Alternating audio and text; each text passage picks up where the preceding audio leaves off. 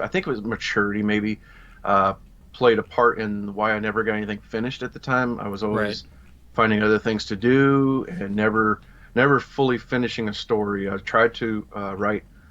Well, I think my heart wasn't into the story that I was writing too. I was trying to force myself to write this young adult story um, about a Bigfoot and a boy who meets him. And I really liked the story, but I just wasn't into it. I wanted to write other things, and I wasn't sure how to begin that.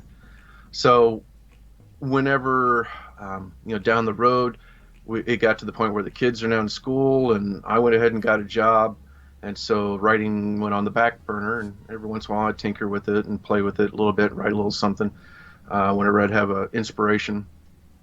And again, it wasn't until like 10 years ago we were in Japan, living there at that time, and a friend of mine had emailed me a story in the paper about an old uh, haunted bridge, haunted Yeah. bridge where we grew up. And we used to take, as high school students, we'd take the underclassmen there and scare the crap out of them, that kind of stuff. And well, they were getting ready to demolish the bridge and rebuild it, and they shared stories about it. And that inspired me to write about that. We're like, oh my gosh, that's something I know about. That's something I want. I could tell a story about that. And so I began from there building the story and writing out the first. I think I wrote like the first six chapters before we got early retirement and moved back to Missouri.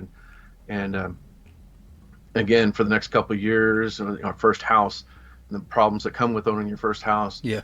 those kinds of things got in the way. And 2015, I became a grandfather for the first time. And that's when it kind of occurred to me. I'd been thinking, well, one of these days I'm going to write once I get more time. Right. And once I became a grandfather, I'm kind of looking at my life and I'm like, oh my gosh, like I envisioned my life going differently, that I'd be a writer by now. And I thought, well, what am I doing? Like really? And what I realized was I was spending my mornings watching the DVR recordings from TV shows that you never have enough time to watch everything you want to watch, or I'm playing video games still, things like that. And so I just stopped cold turkey. I was like, I'm gonna open up my laptop, go back to work on this 9 Mile Bridge, and see what I can do. I began to listen to podcasts. I just learned about podcasts around that time, Hmm. and discovered a show that's since gone away, but they were fantastic, and they actually inspired me to look for a local writing group, which I found. Again, another one of those miracle things. The day I hear this on a podcast, I open up the paper, and right there in the paper was an ad for the local Writers of Warrensburg writing group meeting tomorrow night.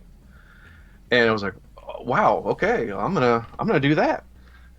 So I told my wife, and she's like, yeah, go.